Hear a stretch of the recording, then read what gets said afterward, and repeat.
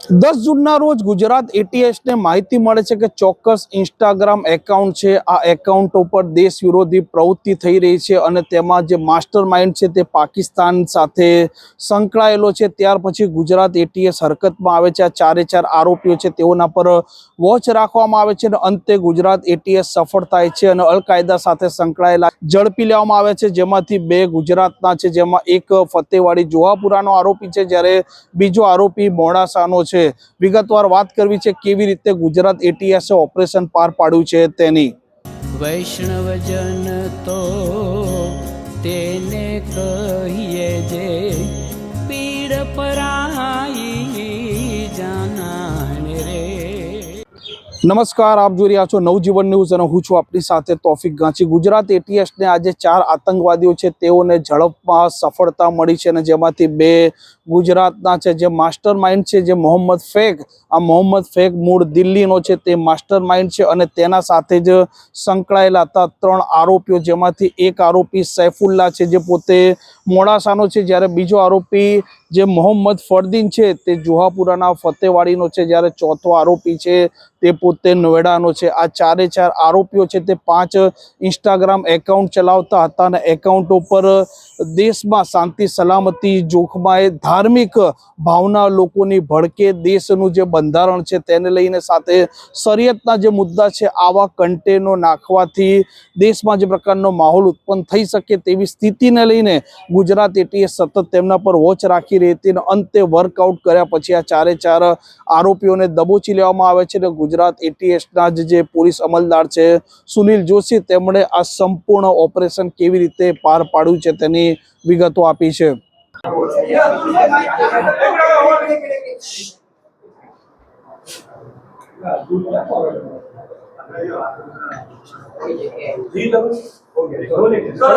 ચાર આતંકીઓની જે ધરપકડ કરવામાં આવી છે, કઈ રીતે ખુલાસો થયો છે, કઈ રીતે લોકો સંપર્કમાં આવ્યા હતા અને શું માહિતી એટીએસ પાસે મળી આવી? એટીએસના ડીવાયએસપી હર્ષ ઉપાધ્યાયને જૂન 10ના રોજે એક ઇન્ફોર્મેશન મળી હતી 5 ડિફરન્ટ ઇન્સ્ટા અકાઉન્ટ બાબતે। એમાં જે અકાઉન્ટ નેમ હતા કે શરિયત યા શહાદત, ફરદીન 3, મુજાહિદ 1, મુજાહિદ 3 અને સૈફુલ્લા મુજાહિદ 313। આ 5 ડિફરન્ટ અકાઉન્ટ્સ બાબતમાં જાણકારી મળી હતી। એ જે 5 અકાઉન્ટ છે એ એક પ્રોસ્ક્રાઇબ ટેરરિસ્ટ ઓર્ગેનાઇઝેશન છે, અલકાયદા ઇન ઇન્ડિયન સબકોન્ટિનેન્ટ। આની જે વિચારધારા છે આનો પ્રચાર પ્રસાર કરી રહ્યા છે, ભારતીય યુવાઓને ધાર્મિક રીતે ઉશ્કેરણી કરી રહ્યા છે, દેશ વિરોધી કાર્યવાહી કરવા માટે બધાને ઉશ્કેરણી કરી રહ્યા છે, એન્ટી ડેમોક્રેસી એક્ટિવિટીઝમાં પણ એ લોકો ઇન્વોલ્વ છે। આ જે માહિતી હતી આ સિનિયર ઓફિસર સાથે શેર કરવામાં આવેલી। એ પછી એક ટીમ બનાવવામાં આવેલી જેમાં SP K Siddharth, DYSP Harsh Upadhyay, PI Manan Ojha, PI Mrunal Shah, PSI RC Vadhwana, PSI PR Vasava, police constable Bharat Chaudhary અને ડિમ્પલબા વાઘેલા, આ લોકોની એક ટેકનિકલ ટીમનો સૌથી પહેલા ગઠન કરવામાં આવેલ। આજે 5 જ આઈડીઝ હતી, ઇન્સ્ટા આઈડી, આને રિઝોલ્વ કરવામાં આવેલ।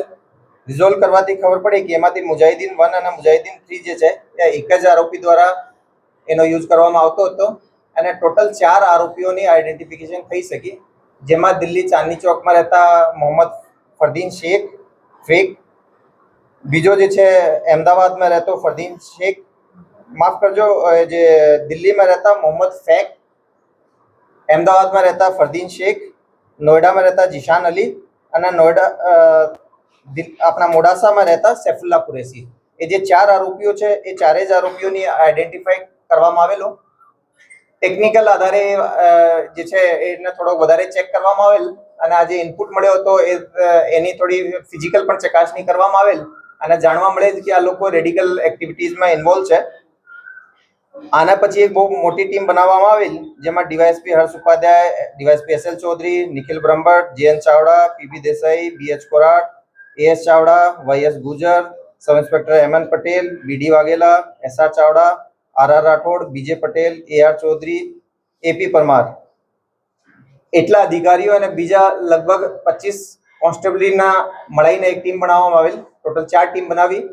ચારે જ ટીમ અમદાવાદ, મોડાસા, દિલ્હી અને નોઈડા ખાતે મોકલવામાં આવેલી। સૌથી પહેલા જે અમદાવાદ ફતેવાડીમાં રહેતા ફરદીનને ડિટેન કરવામાં આવેલ। આને પાસેથી અલકાયદાથી રિલેટેડ ઘણો બધો લિટરેચર પણ મળી આવેલ.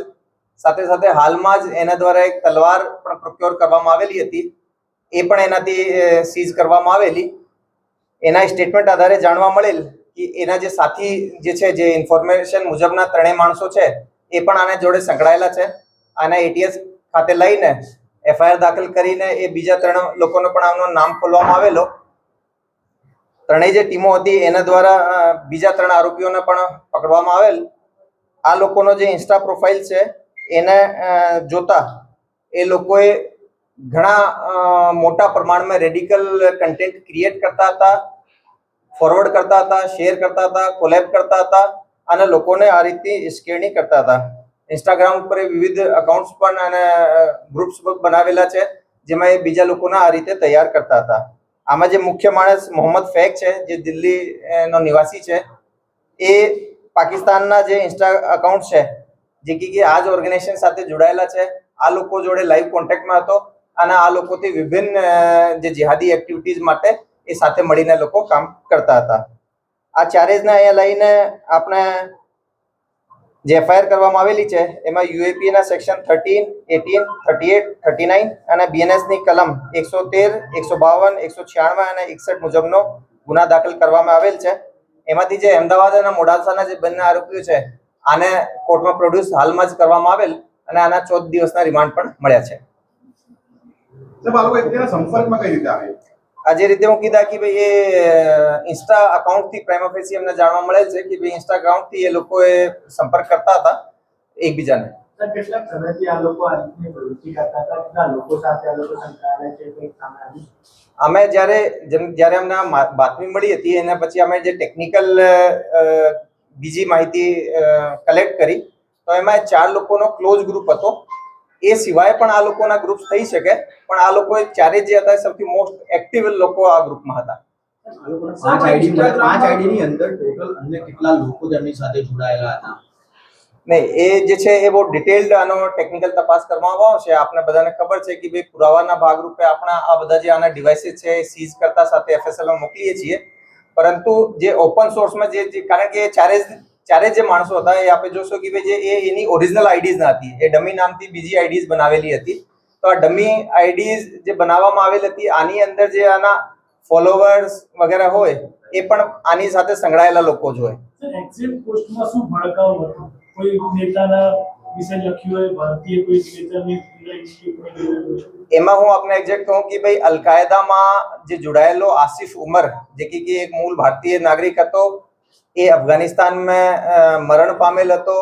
એના બયાન આ લોકોએ શેર કર્યા હતા. આ સાથે સાથે અલકાયદાના જે વિવિધ લિટરેચર છે એ લોકો શેર કર્યા હતા. એ સાથે સાથે જે જમહુરિયત જેને કહીએ ડેમોક્રેસીને, આને ધ્વસ્ત કરીને અને શરિયત લાગુ કરવા માટે બહુ મોટા મોટા બયાનો કરતા હતા. દેશમાં ધાર્મિક સહિષ્ણુતા ન રહે, હિંસા થાય એ રીતના આ લોકોએ પોસ્ટ કરતા હતા. સર આઈટી લોકો કે આને વાળે ચાલુ ભાષામાં એક મિનિટ પ્લીઝ. સર, આ લોકોનો પારિવારિક બેકગ્રાઉન્ડ શું હતો, શું કરતા હતા, શું અભ્યાસ હતો? એ મોટા ભાગે અમે જે આની એજ પ્રોફાઇલ છે બધાની 20 થી 25 વર્ષની ઉંમરની છે. એ લોકોએ કોઈએ સિલાઈ કામ, કોઈએ રેસ્ટોરન્ટમાં કામ, કોઈ મોબાઈલ શોપમાં કામ, એ રીતના મિસલેનિયસ સેમી સ્કિલ્ડ અનસ્કિલ્ડ રીતના કામ કરતા હતા. સર, કોઈ બીજો એજન્ડા હતો ઇન્સ્ટાગ્રામ પેજ ચલાવવા સિવાય? નહીં, એ લોકોના એજન્ડા બાબતમાં અમે જે દિલ્હી નોઈડાથી છે એ લોકોને આજે સવારે જ લઈને આવ્યા છીએ. જે બીજા આરોપીઓ છે એના પણ ધરપકડ કર્યા પછી હવે અટક કરીને રિમાન્ડ લીધા છે. એના જે પણ એજન્ડા, એની જે પૂછપરછ એ રીતે અમે જાણકારી વધારે લઈશું. જે રીતે હું આપને કીધા કે જે અમદાવાદનો ફરદીન હતો એના પાસેથી અમે તલવાર મળી આવેલ છે, એ જ રીતે નોઈડાનો જે જીશાન છે એના ઇન્સ્ટા અકાઉન્ટમાં અમને વેપન્સના ફોટા અને વિડીયો મળી આવ્યા છે. તો એ બાબતે એ ક્યાં છે એની હાલે રિકવરી જીશાન પાસેથી નથી થઈ, પરંતુ એ બાબતે અમે આના શું પ્રયોજન હતો, શું માટે એ ચીજો રાખેલી હતી, એ રીતનો સામગ્રી એ બાબતમાં અમે તપાસ કરી. કેટલા સમયથી આઈડી લોકો ચલાવી રહ્યા હતા? કઈ ભાષાનું અંદર લખાણ હતું? એ મોટા ભાગે જે લખાણ છે આઈધર ઇંગ્લિશમાં, ઉર્દુમાં થાય છે અને એના જે રિસાઇટ કરે છે, જે વર્ડ્સ વાપરે છે મોટા ભાગે ઉર્દુ. એ હાલ સુધી અમને પૈસા બાબતમાં તપાસ થઈ નથી. પ્રાઇમા ફેસી અમે ટેકનિકલ જેટલી ચીજો છે એફઆઈઆર કરવા માટે એટલી બધી લીધી છે, પણ ભવિષ્યમાં જે પણ આમાં ઇન્વેસ્ટિગેશનમાં આવશે એમાં આપણને સર, જાણ કઈ ગુજરાત કે ભારત તરીકે કઈ નવું પ્લાન કરતા હતા? નહીં, એક્ઝેક્ટ કોઈ પર્ટિક્યુલર એક બાબતમાં પ્લાન અમને દેખાઈ આવેલ નથી, પરંતુ હું જે રીતે કીધા કે શરિયત ને લાગુ કરવા માટે, જિહાદ કરવા માટે ઘણો બધો લિટરેચર આપતા હતા. હવે દરેક લિટરેચરની અંદર, દરેક વિડીયોની અંદર શું ફેક્ટ્સ છે, એમાં એક્ઝેક્ટલી કઈ પ્લાન છે એ બાબતમાં અમે ડિટેલ એનાલિસિસ કરીને ઇન્વેસ્ટિગેશનમાં લાવીશું.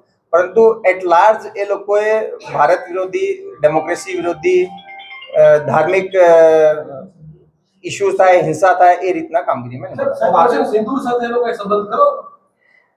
ઓપરેશન સિંદૂરના સમયના એકાદ લિટરેચર અમને એવા મળ્યા છે અને એકાદ એવી પોસ્ટ મળી છે કે એ ટાઈમિંગ સાથે મેચ થાય છે, જેમાં કે એ ભારત વિરોધી એ ટાઈમ ઉપર પણ એક્ટિવિટીઝ ન હોય એવો મારો પ્રાથમિક રીતે માનવું છે. સાહેબ, આના પેજ ઉપર કે આના જેટલા ઇન્ડિવિડ્યુઅલ આઈડી છે એમાં કેટલા મેમ્બરો જોડાયેલા હતા, કેટલા લાઇક્સ હતા, શું હતું? નહીં, એ અમને કીધા કે જો મેમ્બર્સ થવાનો અને અમને કાનૂની રીતે જ્યાં સુધી એ લોકો શેર કરે કોઈ ચીજને વિલિંગફુલી, તો એને અમે આરોપી તરીકે ગણીએ છીએ. એ સિવાયના જે મેમ્બર્સ છે એમાં ઘણી વખતે આપ જાણો છો કે એક 1-to-1 ચેટ્સ થાય છે, તો એવા બધા ગ્રુપ્સ અમે આઈડેન્ટિફાઈ કરીશું. આ લોકો લેકિન ચાર્જિસ હતા એ એકબીજાને જાણકારીમાં હતા, જાણી જોઈને વિલિંગફુલી પ્રચાર પ્રસાર કરતા હતા અને રેડિકલ એક્ટિવિટીને એક્ઝિક્યુટ કરવા માટે પણ તૈયારી બતાવતા હતા.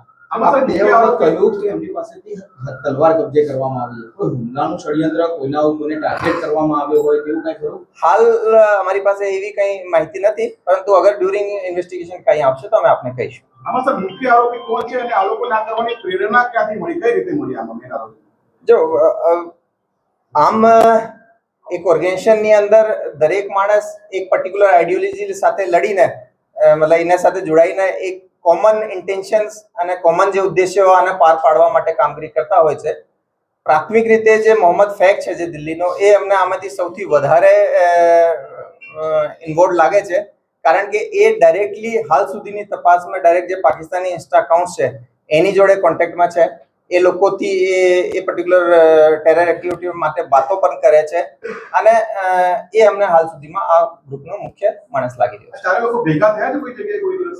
હાલ સુધીની તપાસમાં અમારો એવું કઈ આવ્યો નથી. મોટા ભાગે આ લોકો ઇન્સ્ટાગ્રામ ગ્રુપ્સ ઉપર એકબીજાના કોન્ટેક્ટમાં હતા. આગળ કોઈ ગુનામાં સંકળાયેલા ખરી આ લોકો? નહીં, હાલ સુધીમાં અમારી પાસે એવી કઈ માહિતી આવી નથી. કોઈ બીજા રાજ્ય સાથે એના જોડાયેલા ખરી? એ ઓલરેડી આપને કીધું કે આ એક આંતરરાજ્ય ઓપરેશન હતો. આ તબક્કે હું સ્પેસિફિકલી આપને જણાવવા માંગુ છું કે અમે એવા ઓપરેશન્સને એક્ઝિક્યુટ કરવા માટે ગુજરાત એટીએસ સાથે સાથે સેન્ટ્રલ એજન્સીઓનો ઘણો યોગદાન રહ્યો કોર્ડિનેશન માટે. યુપીમાં યુપી એટીએસ અને નોઈડા જે પોલીસ છે, સાથે સાથે દિલ્હીમાં દિલ્હી સ્પેશિયલ સેલ અને દિલ્હી પોલીસની જે બીજી બ્રાન્ચીસ છે એનો ઘણો બધો સહયોગ રહ્યો. એ લોકોનો જે રહેવાસ છે એ બધા એવા સેન્સિટિવ વિસ્તારોમાં હોય કે જ્યાંથી આને ક્લીન લેવાનો બહુ અઘરો કામ હોય છે, પરંતુ આ એક બહુ સારો ઉદાહરણ છે કે કેન્દ્રીય અને વિભિન્ન રાજ્યોની એજન્સીઓ મળીને એક કોમન ઇન્ટેન્શન સાથે આપણે એક ટેરર મોડ્યુલને આપણે ઝડપી પાડ્યા છે. તેઓના 14 દિવસના અત્યારે રિમાન્ડ છે, તે રિમાન્ડ કોર્ટ દ્વારા આપવામાં આવ્યા છે. 14 દિવસ પૂછપરછ કરવામાં આવશે કે કેવી રીતે તે આ ઇન્સ્ટાગ્રામ એકાઉન્ટ છે તે ચલાવતા હતા, કેટલા સમયથી ચલાવતા હતા, તેના ચલાવવા માટે તેમને અન્ય દેશમાંથી કે આ દેશમાંથી કોઈ પણ પ્રકારની આર્થિક તેઓને સહાય આપવામાં આવતી હતી કે નહોતી આવતી, અને તેમનો મુખ્ય ઉદ્દેશ શું હતો તે તમામ પાસા ઉપર ગુજરાત એટીએસના અધિકારીઓ આ રિમાન્ડ દરમિયાન પૂછપરછ કરશે. આ પ્રકારના સમાચાર, પ્રકારની માહિતી માટે નવજીવન ન્યૂઝની ચેનલ જોતા રહેજો. કેમેરામેન અબુ સાથે તોફિક ગાંચી, નવજીવન ન્યૂઝ, અમદાવાદ. વૈષ્ણવજન તો તેને કહીએ જે પીડ પરાઈ.